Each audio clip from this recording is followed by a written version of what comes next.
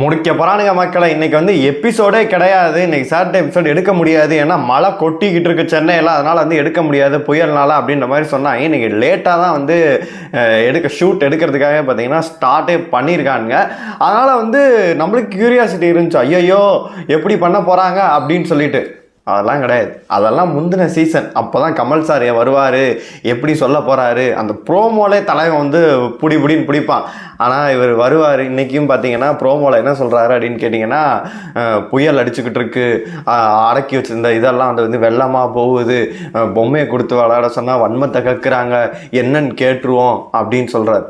சத்தியம் பண்ணி சொல்லுங்கள், கேட்பீங்களா நீங்கள்? இங்கிட்டு வாங்கன்னு சொல்லிட்டு எல்லாரையும் ஒவ்வொருத்தட்டையாக கூப்பிட்டு அந்த பிரச்சனை என்ன நடந்துன்னு சொல்லிட்டு அவங்க பாட்டுக்கு பேசிகிட்டு இருப்பாங்க. இதுல இவர் தான் சுத்தி விடுவார். கேட்டா வந்து எதுக்கு சுத்தி விடுறீங்கன்னு சொல்லுவார். ஒவ்வொருத்தனா சொன்ன பிறகு ஆமா தானே, இல்லை தானே, அது எப்படி பண்ணியிருக்க கூடாது, பார்க்கறதுக்கு அசிங்கமா இருக்கு, அதெல்லாம் மாத்திப்பீங்கன்னு நினைக்கிறேன் அப்படின்னு சொல்லிட்டு நம்ம அருன்னு சொல்லிட்டு தாலி அறுத்து விட்டு பார்த்தீங்கன்னா முடிச்சு விட்டு ஓடி போயிடுவாரு. இதில் அவங்களும் குழம்பிடுவாங்க, நம்மளும் குழம்பிடுவோம். இவர் மட்டும் பார்த்தீங்கன்னா வாரம் வந்துட்டு ஓடி போயிடுவாரு. சொல்றதுக்கு ஒன்றும் இல்லை அப்படின்னு தான் சொல்லணும். என்னைய பொறுத்த வரைக்கும் இன்னைக்கு அவர் கேட்க வேண்டிய விஷயங்கள்னு பார்த்தீங்கன்னா எக்கச்சக்கமா இருக்கு. அதாவது இன்னைக்கு ரெட் கார்டு கொடுப்பாங்களா, எல்லோ கார்டு கொடுப்பாங்களா?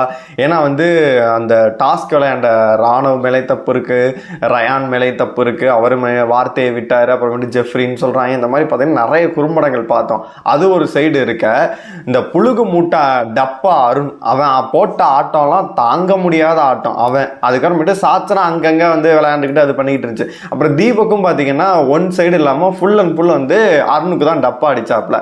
அதுவும் நம்மளுக்கு தெரியும். அவன் தீபக் எப்போதும் சாருன்னு சொல்லுவார். அவர் தீபக் பார்த்தீங்கன்னா அவர் தான் ஹோஸ்ட் மாதிரி பண்ணிட்டு இருப்பார். நான் நிறைய எபிசோட்ல பார்த்துருக்கேன். அந்த ஜாக்லின் பிரச்சனையில பார்க்கும்போது சேதுவெல்லாம் மதிக்கவே இல்லை, நான் தாண்டா ஹோஸ்ட் அப்படின்ற மாதிரி பார்த்தீங்கன்னா அவர் பண்ணிட்டு இருப்பாரு. அவரை பத்தி கேட்கணும். அதெல்லாம் பார்த்தீங்கன்னா வீட்டுக்குள்ள கேட்க வேண்டிய விஷயங்கள் நிறைய இருக்கு.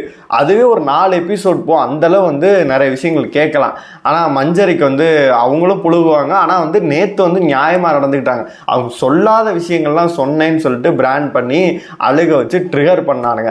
அது எல்லாத்தையுமே அவர் கேட்பாரான்னு கேட்டிங்கன்னா சொல்ல முடியாது. ஆமா தானே, இல்லை தானே, ஆமா தானே. இந்த ஆமா தானே விட்டுட்டு வேற ஏதாச்சும் ஒரு வாக்கியத்தை போட்டு சோழியை முடிச்சு விட்டு ஓடி போயிடுவாரு. எனக்கு பார்த்தா இந்த ப்ரோமோவே எதுக்கு விட்றாங்கன்னு தெரியவே இல்லை. சாட்டர்டே சண்டே வேணாம் ப்ரோ அப்படின்ற மாதிரி தான் இருக்கு. அது மட்டும் இல்லாமல் இன்னைக்கு யார் எவிக்ட் ஆக போறா அப்படின்ற ஒரு நியூஸுமே நம்மளுக்கு கிடைச்சிருக்கு. என்னை பொறுத்த வரைக்கும் டேஞ்சர் ஜோன் அப்படின்ற மாதிரி நம்ம ஓட்டிங்லேயே பார்த்தோம். அதுலேயே வந்து ரொம்ப கம்மியாக தான் இருந்துச்சு. அஃபிஷியல் ஓட்லலாம் எவ்வளோ ஓட்டுக்கள் விழுவுது அப்படின்னு சொல்லிட்டு நம்ம கேதர் பண்ணும்போது பார்த்தீங்கன்னா ஜாக்லினுக்கு தான் அதிக ஓட்டு விழுந்திருக்கு. 1 crore கிட்ட விழுந்திருக்கு. அதுக்கப்புறமேட்டு 40 லட்சம், 30 லட்சம், 20 லட்சம், கடைசியாக பார்த்தீங்கன்னா ஒரு சில நபர்களுக்கு 4-5 லட்சத்துக்கிட்ட தான் ஓட்டுக்கள் விழுந்திருக்கு.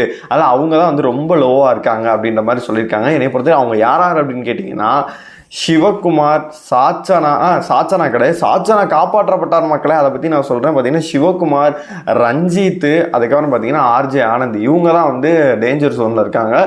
இவங்கள யார் வேணால் வெளியில் போகலாம். ஐ திங்க் பார்த்தீங்கன்னா ரஞ்சித்தை கூட விட்டுருவாங்க. ஏன்னா பிரியாராமன் வரணும், அந்த எபிசோடில் வந்து களை கட்டணும், ஒரு சென்டிமெண்ட் கிரியேட் பண்ணணும் அப்படின்றதுக்கான அவரை வச்சுருவாங்க. அருணை ஏன் வச்சுருக்காங்கன்னு சொல்லிட்டு தெரியும். அருண் நாமினேஷனில் அருணை பற்றி நான் தனியாகவே சொல்கிறேன். ஏன்னா அர்ச்சனா உள்ள வந்து லவ் ப்ரப்போஸ் பண்ணி அதுக்காக வேற ஒரு கண்ணே அவரையுமே வச்சுருக்காங்க, வெளியில் அனுப்ப மாட்டானுங்க. அந்த மாதிரி பார்த்தீங்கன்னா இந்த நாமினேஷனில் இப்போ சப்போஸ் வந்தாலும் சொல்கிறேன்.